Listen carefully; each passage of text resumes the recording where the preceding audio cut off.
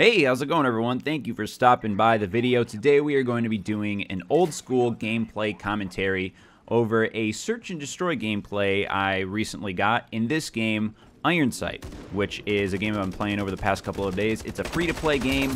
It's in open beta right now, so if you want to hop on and play, all the information for you to download the game is in the description, and I highly recommend doing it because, like I said, it's free. The best things in life are free, and this game's pretty darn good. And if you don't like it, you didn't lose anything. But I really liked it. There's a lot of things that are in this game that are going to be familiar to fans of first-person shooter games. And then there's also some new elements in this game. Before I go any further, I should mention that this game type is search and destroy. I don't think I mentioned that, but if I did, I'm sorry. I don't think I mentioned it, though. This is search and destroy. This is the best of 9 rounds wins the game, so you got to win 5 rounds to win the game. This map is called Oceanfront. There's a variation of maps that I've played on the game. I think I've played all the maps on the game, but I've played it for a period of about 3 days, and today was the 3rd day I played it, and this is the first time I played this map, so maybe people just vote for the same maps over and over again, and I'm not playing all the maps. But this is the first time I played this map. I was pretty happy with my performance for being a first-timer.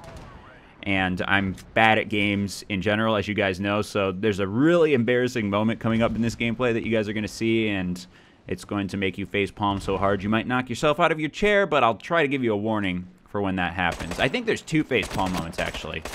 One might be coming up right here. Yeah, this is a facepalm moment about to happen. As you can see in the bottom left of my screen, those are the score streaks, quote-unquote. They're called drones, and that drone I have equipped, number 5, one I earned, not equipped. Watch, I'm about to try to throw it here. Yeah, and then, yeah, just, you shouldn't have, I should have just taken the gunfight. That's a spider, that's a crawler drone. You release that, and it crawls to kill the enemies, or if you're not nearby an enemy, it will crawl back to kill you in some weird, sadistic relationship. I mean, I'm its father, and it comes back to kill me. That's a little odd, but I've been able to get a couple of kills with it, mainly in team deathmatch. It's a little harder in search and destroy when the enemies are kind of stationary and you got to go seek them out when you're on offense like we are on this side. And there's another one that is it's called a blade drone. You shoot it up in the air, you can guide it down. Similar kill streaks to what you've seen in other games, but just with some interesting futuristic variations. This game is set in the near future, so it's not so far in the future that we have to reimagine the weaponry and reimagine how a war is fought. This is technology that exists today with some modern and futuristic twists, maybe some futuristic modifications. And I found that element of the game to be extremely interesting and extremely enticing. If you really care about the backstory of the game, there is an actual story part of this game. You can go on the Ironsight website, which I have also linked below. Well, actually, maybe I'll link the website for the game download. I don't know. Again, everything in the description, but I think the backstory to the game is also pretty interesting, and it's a game I like to play. You know, it's a fun, free-to-play game that I've been enjoying the past couple of days. Again, like I've said, you guys know if you watch my channel regularly that I'm not the best at games. I'm average to better than average at a lot of games, I hope, but sometimes that's not the case.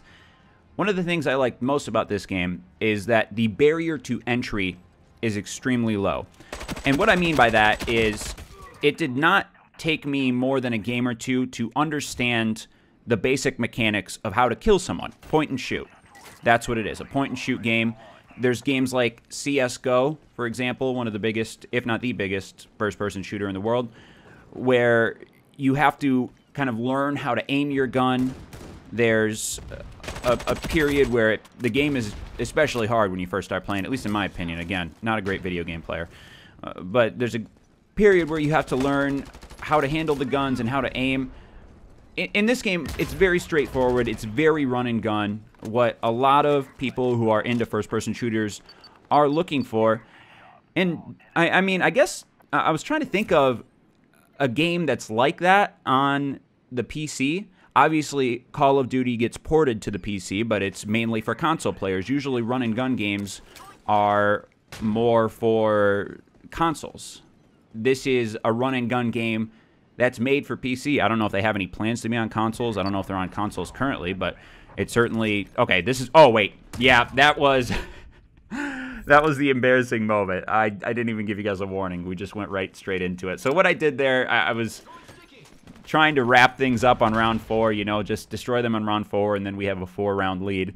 And I had a Guardian drone that I was going to deploy above my head, so it would be like my wingman protecting me. And then I was shooting my blade drone in the air. I have never done the I usually shoot the blade drone first, so I don't know.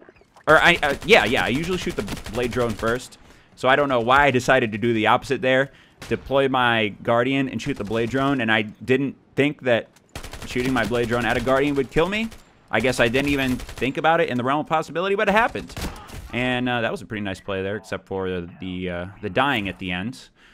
This is a very close match. It's not one of those gameplays where we kill the other team just and it's a total blowout. This was... I wanted to upload this because I thought this was an interesting match. Another thing I wanted to mention is the gunplay and the weapons in this game. Two very important elements of a good first-person shooter. First, the gunplay. The time to kill is longer in this game than it is in Call of Duty.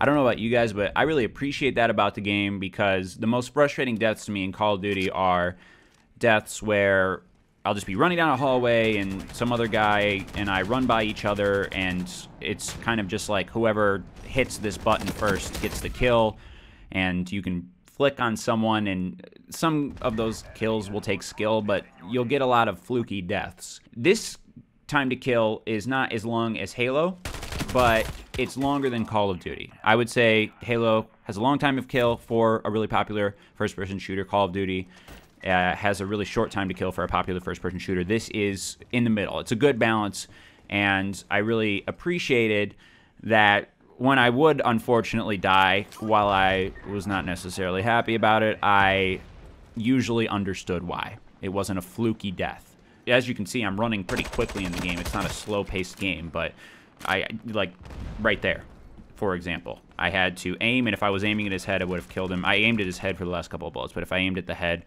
I would have killed faster.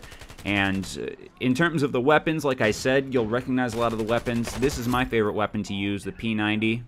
For someone who's bad at aiming, I need many more bullets to kill. For secondaries, I don't really know what the best secondary is. I experimented with a few things. I experimented with the Spaz 12. But again, the time to kill is a little longer than it is in other first-person shooters. So to get a kill with a shotgun, I mean, you had to be relatively close to the person. And same with this P90. If I was even, I don't know how to measure distance in the game, but more than 20 yards away from somebody and they have an assault rifle, they should kill me 9 times out of 10. I mean, they'd have to be really bad not to. But that was an element of me not necessarily loving the Spaz 12, and I have the Deagle equipped, Desert Eagle, but I just normally don't switch to secondaries. I stick with the P90, having a really big clip. And from the gameplays I've played, it doesn't seem... I couldn't get a sense of what the most popular gun is. You know when you play a first-person shooter, and you look in the kill feed, and you're like, oh, so that's what everyone's dying to? I need to equip that gun. I don't know what that gun is. From playing, I don't know how many games I played, like 15 to 20. I don't know what the popular gun is that a lot of people are using, and maybe that's because I wasn't paying attention, or maybe there's just really good gun balance, and it is kind of a situation where you pick the gun that works best for how you like to play. If you like to run, like myself, but then also at times hide behind walls and let other people get kills or try to get kills and bait your teammates because beta male, then you can do that. And you have extra ammunition for when you miss your shots like I do from time to time. But I hope you guys enjoyed this gameplay. I think this is a really interesting game, and free games in general, I think, are going to be, I hope, are going to be a trend in 2018. Fortnite is one of the biggest games in the world right now, and it is a free-to-play game. I hope that we are, as a gaming industry and people who like games, recognizing how out of control some of the buy a half-made game and then buy the DLC and then all this stuff, how out of control some of that stuff is getting in the gaming industry. And people will say, you know what, I want a free-to-play game, and then if I like the free-to-play game, I'll support it by buying cosmetic items and this and that. And I think that's, while it's, you know, I think that you can still make good games and sell them. I like this model, and I think this game is worth trying out. So thank you guys for watching. Hope you enjoyed the gameplay, and until next time, bye-bye.